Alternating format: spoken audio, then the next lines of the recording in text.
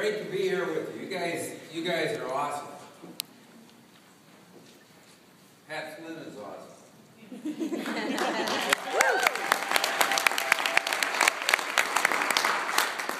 Pat Flynn was my right hand at the beginning. And then my wife, another right hand, to pass this event on to the rest of the nation and eventually to the world. But Pat traveled all over this country and did a wonderful job. And that's why we are where we are. We're raising money for the American Cancer Society and enjoying the feeling of the life, and honoring cancer patients. I thank you from the bottom of my heart for carrying on the vision that I had back in 1984, 1985 when I planned my 24-hour run against cancer.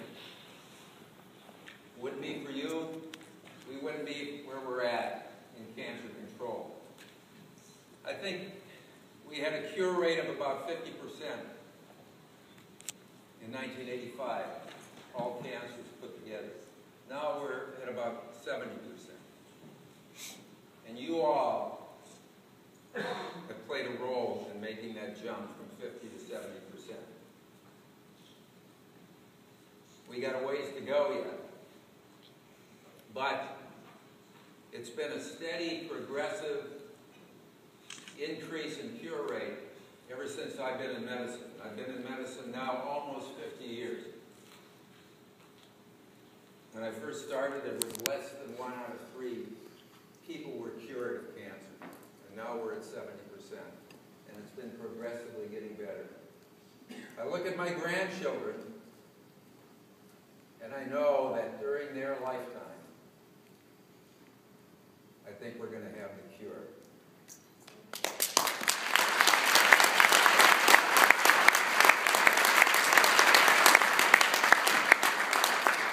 Speaking of my grandchildren, you know, we look at our kids, we look at our grandchildren, those of us who have grandchildren or kids, and you look at them and they're an extension of you.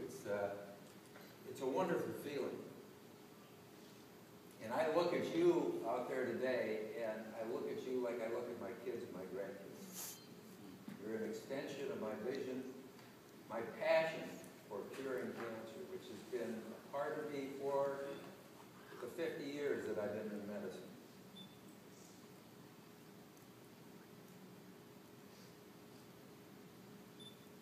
One of the things that I came up with, and I spoke at the kickoff of the Tacoma Relay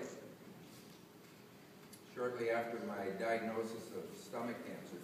This was in June of last year, and I was trying to put into words what relayers mean to the cause of cancer.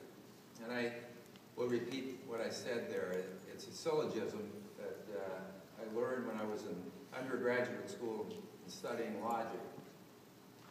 And it goes like this. Relayers raise money. Money pays for research. Research cures cancer. Therefore, relayers kill cancer.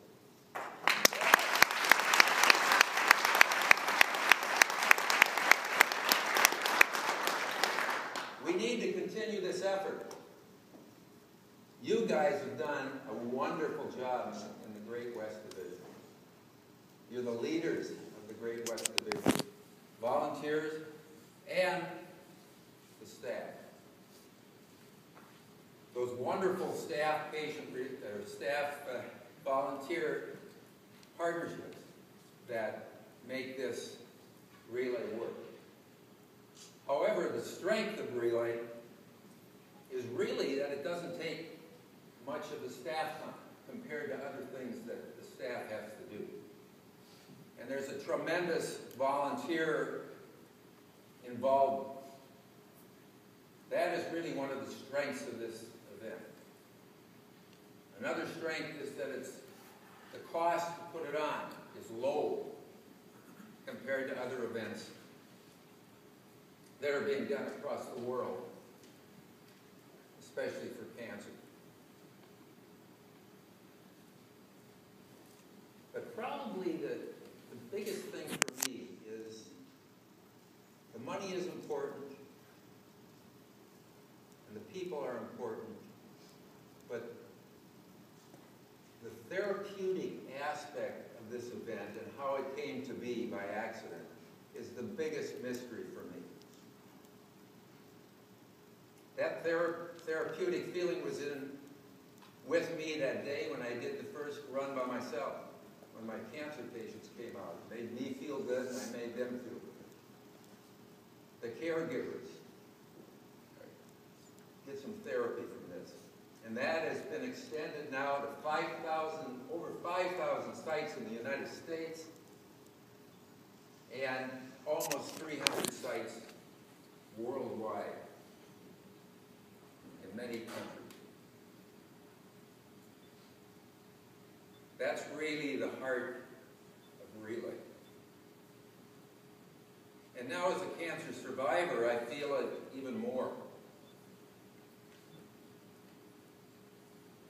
I want to thank you all for the tremendous support that I felt when I was diagnosed with cancer.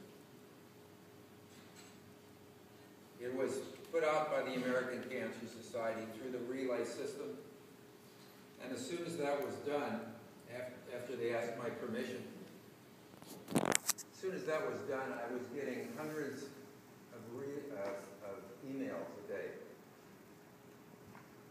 Some in languages I couldn't even read. I continue to get that support, not only in emails, but in notes. I have one physician in town who I've worked with for years. He sends me a card every 10 days.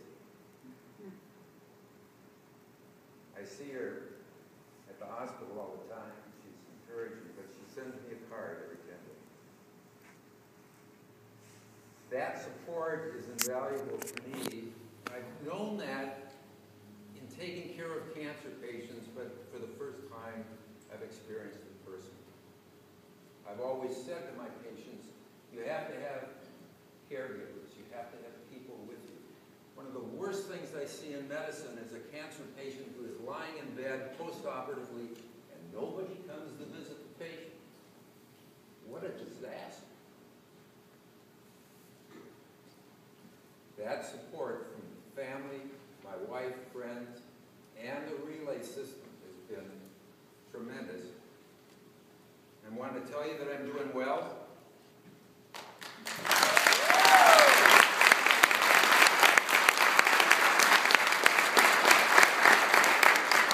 Those of you who have seen me in the past know that I was a little heavier about a year ago. And I'm actually lighter now than I was when I did the original run. I actually weigh about the same as I weighed when I was a senior in high school. I know a lot of people talk about that and they say, well, I wish I could get to my high school weight. But let me tell you, it's, you don't want to go down that far. I hit the bottom and I'm starting to gain weight. I'm off chemotherapy now, and my scans look good. No evidence of any.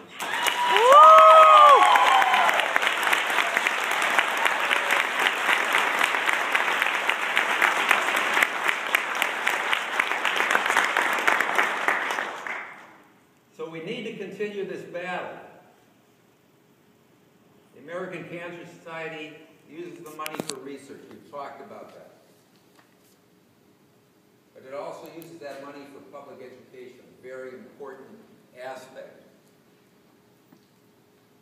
of the American Cancer Society, and it has been for years. And John Zeffert, who's going to be speaking with you tonight, our leader, that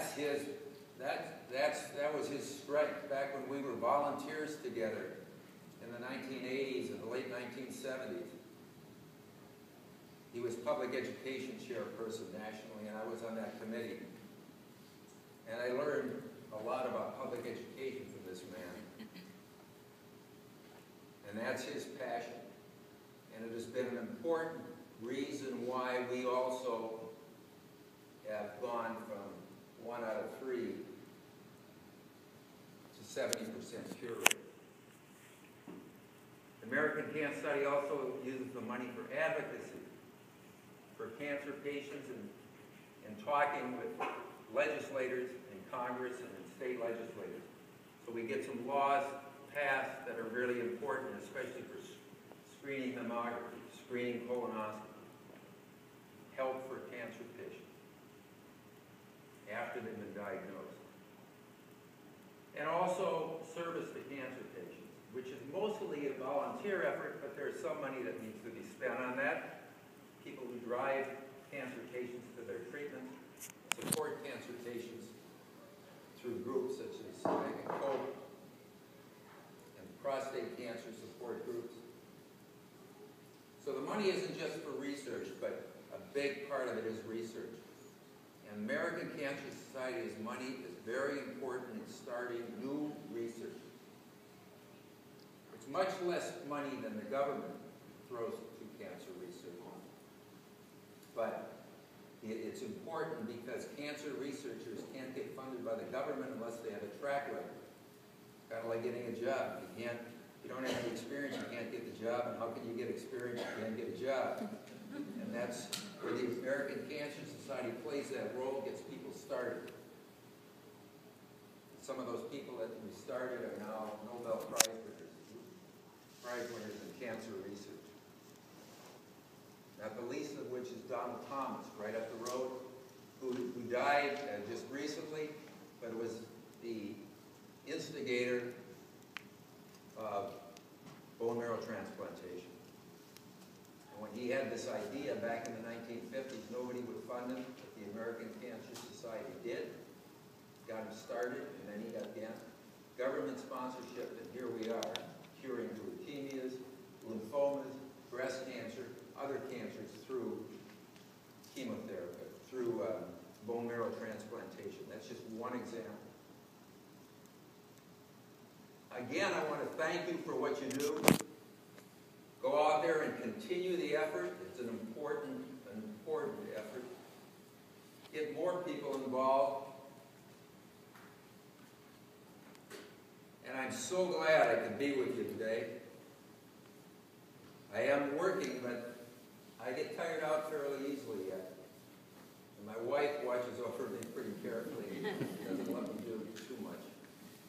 But I really wanted to be with you today and thank you for what you do, what you've done, and especially in your support of me over the last year. Thank you so much.